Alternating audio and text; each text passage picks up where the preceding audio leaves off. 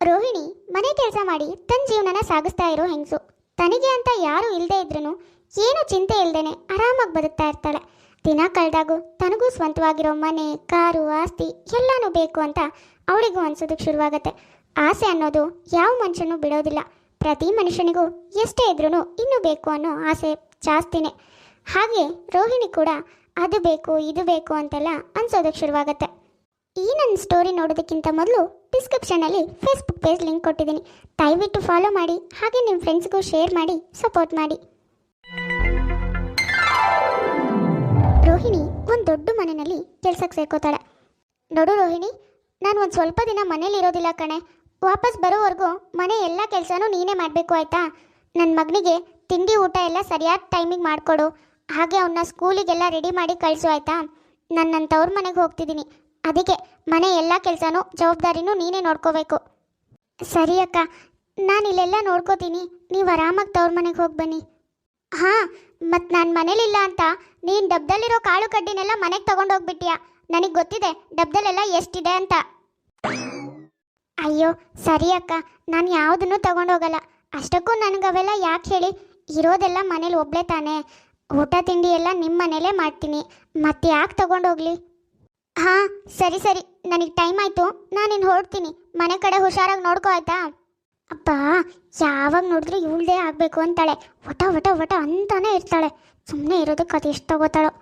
ಏನೇ ಒಳಗೊಳಗೆ ಗೊಣಗ್ತಾ ಇದೆಯಾ? ನನ್ನ ರೂಮ್ನಲ್ಲಿ ಇನ್ನೂ ಕಸ ಗುಡಿಸಿಲ್ಲ.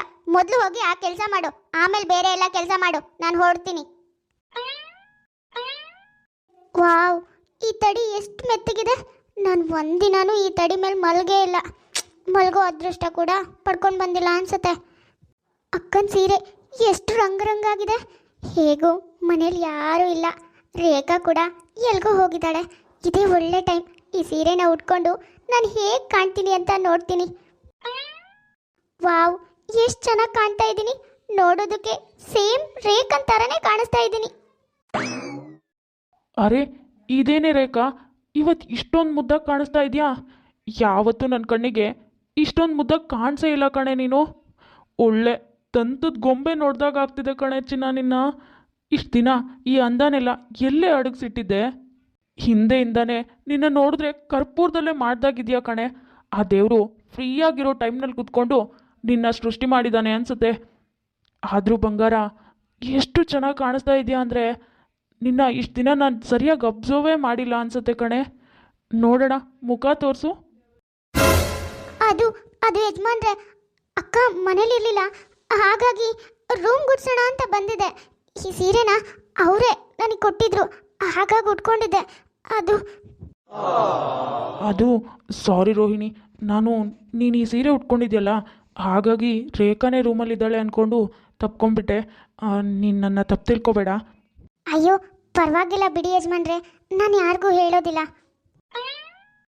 ವಾವ್, ಯಜಮಾನ್ರು ನನ್ನ ಎಷ್ಟೊಂದು ಹೊಗಳಿದ್ರು. ನಾನೇ ಈ ಮನೆ ಪಟ್ಟದರ್ಸಿ ಆಗಿದ್ರೆ ಎಷ್ಟು ಚೆನ್ನಾಗಿರ್ತಾ ಇತ್ತು. ಈ ಆಸ್ತಿಗೆಲ್ಲ ನಾನೇ ಯಜಮಾನಿ ಆಗ್ತಿದ್ದೆ. ಯಜಮಾನ್ರಿಗೆ ನಾನೇ ಹೆಂಡತಿ ಕೂಡ ಆಗಿರ್ತಿದ್ದೆ. ಲೇ ರೋಹಿಣಿ, ಇನ್ನ ಕಾಲ ಮಿಂಚೋಗಿಲ್ಲ ಕಣೆ. ಹೇಗೂ ನಿನ್ನ ನೋಡಿ ಯಜಮಾನ್ರು ಎಷ್ಟೆಲ್ಲ ಹೊಗಳಿದ್ರು ನೋಡು. ನನ್ನ ಅವತಾರದಿಂದ ನಿನ್ನ ಅವತಾರಕ್ಕೆ ಬರೋಕ್ಕೆ ಇದೇ ಒಳ್ಳೆ ಸಮಯ ಕಣೆ. ಇವಾಗ ಹಾಕ್ಕೊಂಡಿರೋದೆಲ್ಲ ನಿನ್ನ ಮೈ ಮೇಲೆ ಇರಬೇಕು ಅಂದರೆ ನೀನೇ ಏನಾದರೂ ಪ್ಲ್ಯಾನ್ ಮಾಡಬೇಕು. ಇಲ್ಲ ಅಂದರೆ ಎಲ್ಲ ಮರೆತು ಎಲ್ಲ ಬಿಟ್ಟು ನಾನು ಇವಾಗಿದ್ದೀನಲ್ಲ ಹಾಗೆ ಇರಬೇಕಾಗುತ್ತೆ. ಆದರೆ ಅದು ಅವ್ರ ಹೆಂಡತಿ ಅಂದ್ಕೊಂಡು ಅಷ್ಟೆಲ್ಲ ಹೊಗಳಿರೋದು ಕಣೆ ರೋಹಿಣಿ. ನಾನೇ ಅಂತ ಗೊತ್ತಾಗಿದ್ದಿದ್ರೆ ಅವ್ರು ಎಲ್ಲ ಅಷ್ಟೆಲ್ಲ ಹೊಗಳ್ತಾ ಇದ್ರು, ನನ್ನ ಯಾಕೆ ತಪ್ಕೋತಾ ಇದ್ರು ಹೇಳು? ಅಯ್ಯೋ ರೋಹಿಣಿ, ನಾನು ಹಳೆ ಕಾಲದವಳು ಕಣೆ. ನೀನು ಇವಾಗ ಅಪ್ಡೇಟ್ ಆಗ್ತಾ ಇದೆಯಲ್ಲ, ಅದಕ್ಕೆ ಅವರು ನಿನ್ನ ಅಂದ ನೋಡಿ ಮಾರು ಹೋಗಿದ್ದಾರೆ ಕಣೆ. ಅಷ್ಟೆಲ್ಲ ನೋಡಿದ್ರು ನೀನೇ ಅಂತ ಗೊತ್ತಾದ್ರೂ ಅವ್ರು ನಿನಗೇನಾದರೂ ಬೈದ್ರಾ? ಇಲ್ಲ ತಾನೇ? ಹಾಗೆ ಸುಮ್ಮನೆ ಹೋದ್ರು. ಇದೇ ಒಳ್ಳೆ ಸಮಯ ಕಣೆ. ಹೇಗೂ ನಿನ್ನ ಅಂದಕ್ಕೆ ಮರುಳಾಗಿದ್ದಾರೆ ಕಣೆ. ಇವತ್ತು ರಾತ್ರಿ ಅವ್ರ ಕೋಣೆಗೆ ಏನಾದರೂ ನೆಪ ಮಾಡ್ಕೊಂಡು ಹೋಗು. ಅವರು ಹೇಗೂ ಕುಡ್ದಿರ್ತಾರೆ, ಮೈ ಮೇಲೆ ಪ್ರಜ್ಞೆನೇ ಇರಲ್ಲ. ಇದೇ ಸಮಯನ ನೀನೇ ಯೂಸ್ ಮಾಡ್ಕೊ. ನೀನು ಈ ಮನೆ ಪಟ್ಟದರ್ಸಿ ಆಗೋದಕ್ಕೆ ಇದೇ ಕರೆಕ್ಟ್ ಸಮಯ ಕಣೆ. ರೋಹಿಣಿಗೆ ಅವ್ರ ಮನೇಲಿರೋ ರಾಜಯೋಗ ನೋಡಿ ಅವಳಿಗೂ ಅದೆಲ್ಲಾನು ಅನುಭವಿಸ್ಬೇಕು ಅಂತ ಅನ್ಸುತ್ತೆ. ಹಾಗಾಗಿನೇ ಹೇಗಾದರೂ ಮಾಡಿ ಆ ಮನೆ ಯಜಮಾನಿ ಆಗಬೇಕು ಅಂತ ಡಿಸೈಡ್ ಮಾಡ್ತಾಳೆ. ರೋಹಿಣಿ ಪ್ಲಾನ್ ಮಾಡಿಕೊಂಡು ರಾತ್ರಿ ಯಜಮಾನ್ರು ಇದ್ದಲ್ಲಿ ಬರ್ತಾಳೆ.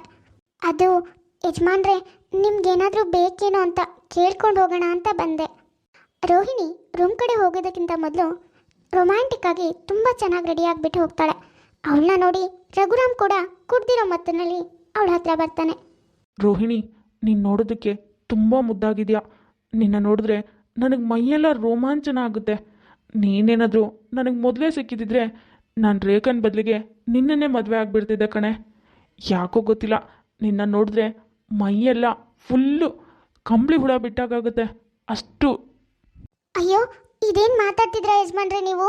ನೀವು ಕುಡ್ದಿರೋದು ಜಾಸ್ತಿ ಆಗಿದೆ, ಅದಕ್ಕೆ ಏನೇನೋ ಮಾತಾಡ್ತಾ ಇದ್ದೀರಾ. ನಿನಗೆ ಗೊತ್ತಾ ರೋಹಿಣಿ, ಜನ ಕುಡ್ದಾಗಲೇ ಜಾಸ್ತಿ ನಿಜ ಹೇಳ್ತಾರಂತೆ. ನಾನು ಹಾಗೆ ಕುಡ್ದಾಗಲೇ ನಿಜ ಹೇಳ್ತೀನಿ. ನಿನ್ನ ನೋಡಿ ಮನಸ್ಸೆಲ್ಲ ಒಂದು ಸರಿ ರೋಮಾಂಚನ ಆಗಿಬಿಡ್ತು ಕಣೆ. ಆದರೆ ನೀನೇನು ಅಂದ್ಕೊಳ್ತೀಯೋ ಅಂತ ಸುಮ್ಮನೆ ಆದೆ. ವಾವ್, ನನಗೂ ಇದೇ ಬೇಕಿತ್ತು. ಕುಡ್ದಿರೋ ಅಮಲ್ನಲ್ಲಿ ಏನು ಮಾಡ್ತಿದ್ದೀನಿ ಅಂತ ಯಜಮಾನ್ರಿಗೆ ಗೊತ್ತೇ ಆಗ್ತಿಲ್ಲ.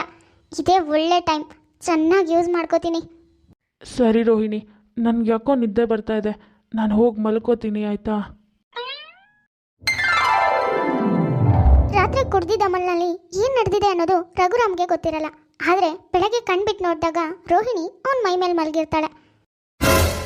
ಇದೇನು ರೋಹಿಣಿ, ನೀನಿಲ್ಲಿ, ಅದು ಈ ಸ್ಥಿತಿನಲ್ಲಿ? ಇದೇನು ಯಜಮಾನ್ರೆ ಹೀಗೆ ಹೇಳ್ತಿದ್ರಾ? ರಾತ್ರಿ ನೀವೇ ತಾನೇ ಪರವಾಗಿಲ್ಲ, ಏನಾಗಲ್ಲ, ನಾನು ಮದುವೆ ಆಗ್ತೀನಿ ಬಾ ಅಂತ ಕರೆದಿದ್ದು. ಏನು ಮದುವೆನಾ? ರೋಹಿಣಿ, ನಿನ್ಗೇನು ತಲೆ ಕೆಟ್ಟಿದ್ಯಾ? ನಾನು ಕುಡಿದು ಹಾಗೆಲ್ಲ ಮಾತಾಡ್ತೀನ? ನಾನು ಹಾಗೆಲ್ಲ ಮಾತಾಡಿರೋಕ್ಕೆ ಸಾಧ್ಯನೇ ಇಲ್ಲ. ಅಯ್ಯೋ ದೇವ್ರೇ, ಬೇಡ ಬೇಡ ಅಂತ ಅದೆಷ್ಟು ಹೇಳಿದ್ರು ನನ್ನ ಒತ್ತಾಯ ಮಾಡಿ ನನ್ನ ಬೇಕಾದಾಗೆಲ್ಲ ಬಳಸ್ಕೊಂಡ್ಬಿಟ್ಟು ಇವಾಗ ಏನು ಯಜಮಾನ್ರೆ ಹೀಗೆ ಹೇಳ್ತಿದ್ದೀರಾ? ನಿಮಗೆ ಗೊತ್ತೇ ಇಲ್ಲ ಅನ್ನೋ ಥರ ಮಾತಾಡ್ತಿದ್ದೀರಾ? ಅಯ್ಯೋ ಭಗವಂತ, ನಮ್ಮಂಥ ಬಡವರಿಗೆ ಯಾಕೆ ಹೀಗೆಲ್ಲ ಆಗುತ್ತೆ?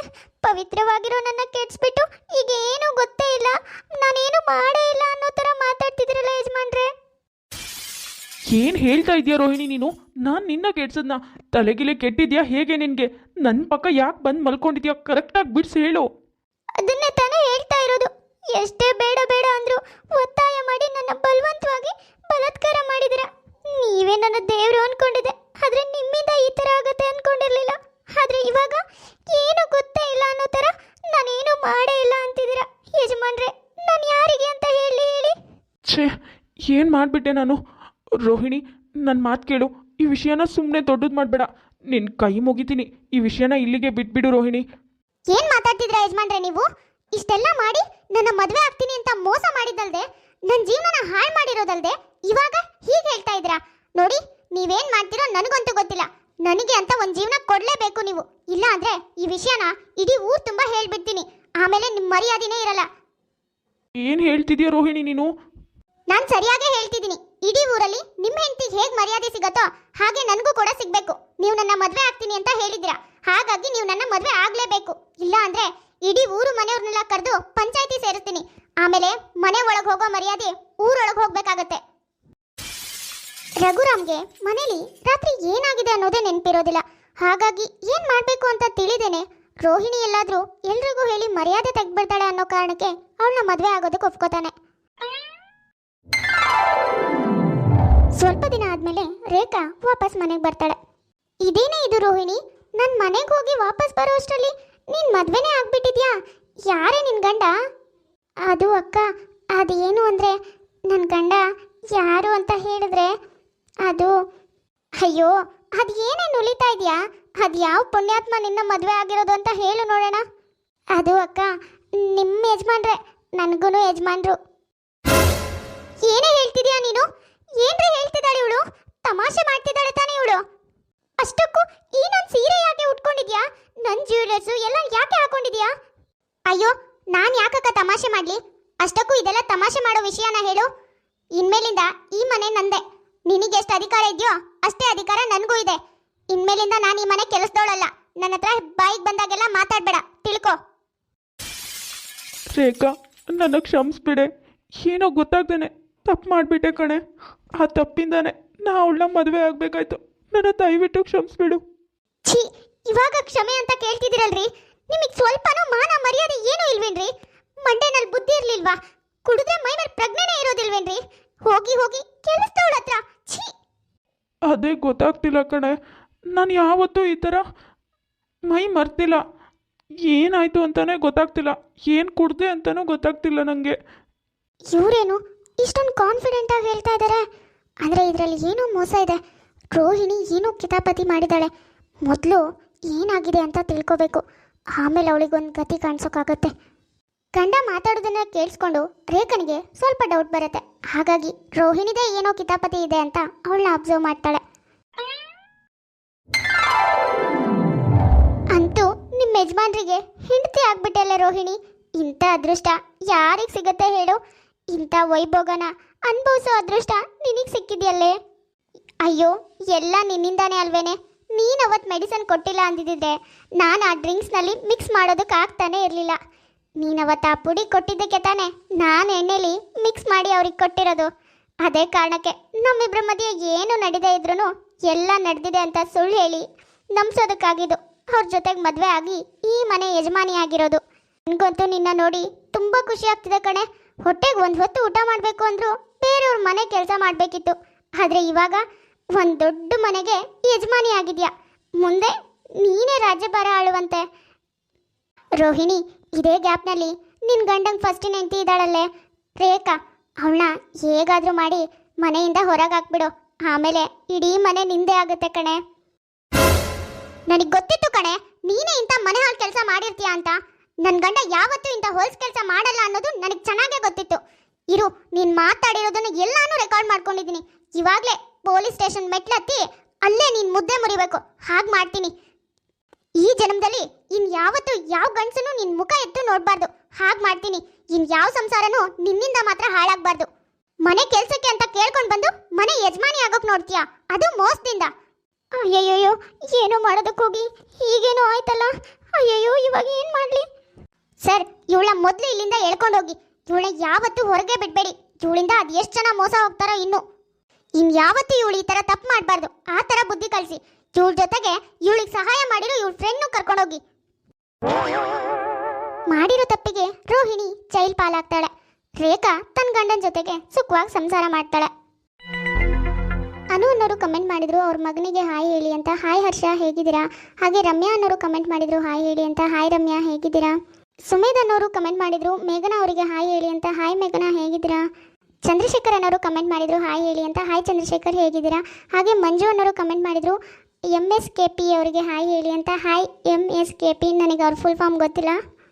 ಭವ್ಯ ಅನ್ನೋರು ಕಮೆಂಟ್ ಮಾಡಿದ್ರು ಅವ್ರ ಬ್ರದರ್ ಬರ್ಡೇ ವಿಶ್ ಮಾಡಿ ಅಂತ. ಹಾಯ್ ಬೈಜಾನ್, wish you happy birthday.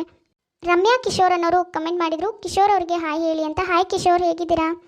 Comment ಮಾಡೋರಲ್ಲಿ ನಂದೊಂದು ರಿಕ್ವೆಸ್ಟು, ವಿಶಸ್ ಹೇಳಿ ಅಂತ ಹೇಳ್ತೀರಾ. ದಯವಿಟ್ಟು ನಿಮ್ಮ ನೇಮ್ನ ಮೆನ್ಷನ್ ಮಾಡಿ.